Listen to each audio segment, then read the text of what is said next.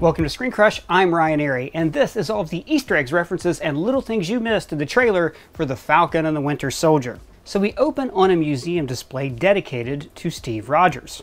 Now this is here, of course, for Sam to feel overwhelmed by the legacy that now he has to live up to. So let's look at all of these posters, moving from the left to the right. We see Cap's 4F form from First Avenger. This is the photo of him that Peggy Carter kept on her desk, which means that some of these items must have come from her personal collection. When he used the cab door as a shield. Now this was actually part of a newspaper headline that we see right here. This sign says "Buy War Bonds," a nod to Steve's time as a war bond pitchman. This comic book is actually Captain America #1, Cap's first appearance in the real world. But in the movie version of First Avenger, they didn't include the tiny insert in the corner of Bucky because, of course, in this universe, Bucky wasn't Cap's teen sidekick.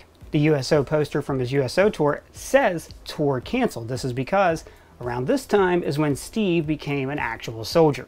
This poster of Steve saluting is actually art by the comic book artist Joe Jusko that was used for the Marvel Masterpiece series way back in the early 90s. This sign of 400 prisoners liberated was when he saved Bucky and the rest of the Howling Commandos from Hydra. This image of him is from a newsreel when he looks at a compass of Peggy Carter. And then there's another headline about the bombing of Hydra factories, which we see in the montage in First Avenger.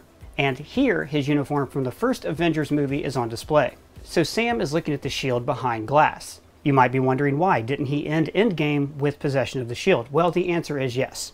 How does it feel? Like it's someone else's. He did have the shield, but at some point during this show, he loses it. Or he gives it up intentionally. Remember, we saw him practicing with the shield in the first trailer. We also see snippets of that scene here. The legacy of that shield is complicated. So what's so complicated about this? Cap fought Nazis, he went in ice, he came out, he saved the world a few times. Well, he might be referring to Isaiah Bradley. Now this character was the Black Captain America, who gained his powers through experiments conducted during World War II. He appeared in Robert Morales' comic book, The Truth, Red, White, and Black. Essentially, the US government decided to test the super soldier serum on black soldiers before giving it to the white soldiers. And there's a rumor this may be happening in the MCU. Carl Lumbly is rumored to play Isaiah Bradley, who would technically be the first Captain America. So this might be part of that complicated legacy that he's talking about. Maybe Sam is looking at the shield, he feels unworthy, and he feels like other people in the government have more of a right to decide who gets to carry on the legacy. Or it could be that he just donates the shield to this museum exhibit because he's afraid to take on the mantle. But as we see later on, the shield doesn't stay there. But more on that in a second.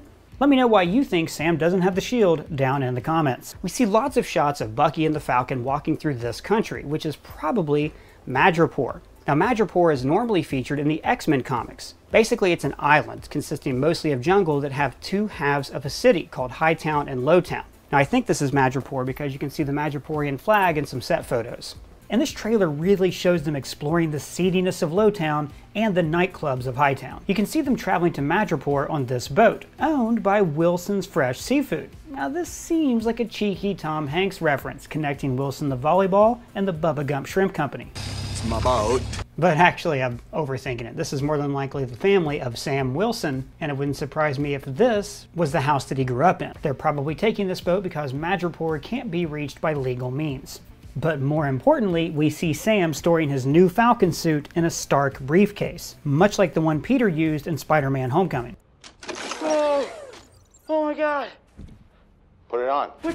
So this is truly an international show. They filmed all over the world, and there's multiple settings seen in this trailer. For instance, this shield says "Justice" in German. So again, we're going back to exploring the legacy of Captain America, revisiting the places that he fought in World War II. Remember, Cap also fought in France, and the word on this helicopter is French. And then we see lots of bombings throughout the trailer. This is from a terrorist group, which according to leaked merch is called the Flag Smashers. Now this is actually kind of a lame villain from the comics.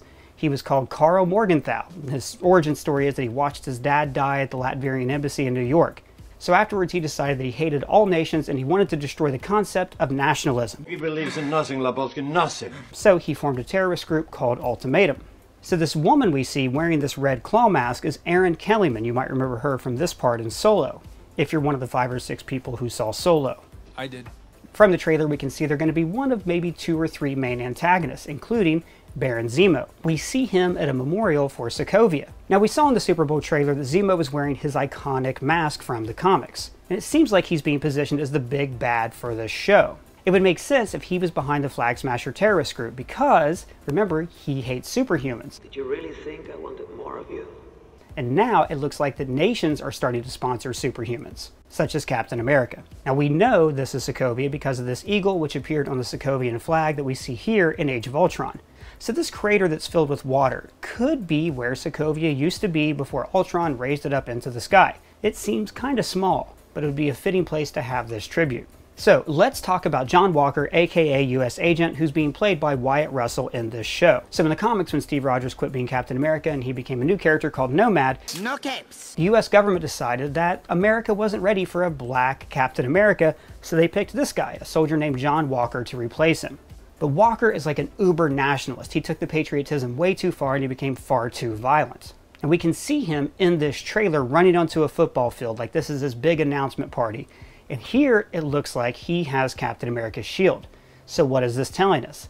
That maybe Sam thought he was donating the shield temporarily to a museum, but then the government seized it and gave it to their pick to be Captain America. So if the US government is going around creating state-sponsored superheroes, this would turn Baron Zemo against the concept of nations, because we would be moving into a world where every country has their own superhumans, and that superhumans have now become a proxy for militaries across the world. So we actually see US Agent on top of these trucks right here. It looks to me like the Flag Smashers are landing via helicopter, Sam is already there in this other shot, now US Agent's there, all these different characters are coming to a head in this spot. The fight also shows Sam using his wings for stealth as he glides along the truck inside its blind spot. Sam gives the Flag Smasher his signature spin kick that we first saw in Winter Soldier. And speaking of signature moves, we also see Bucky doing his knife thing.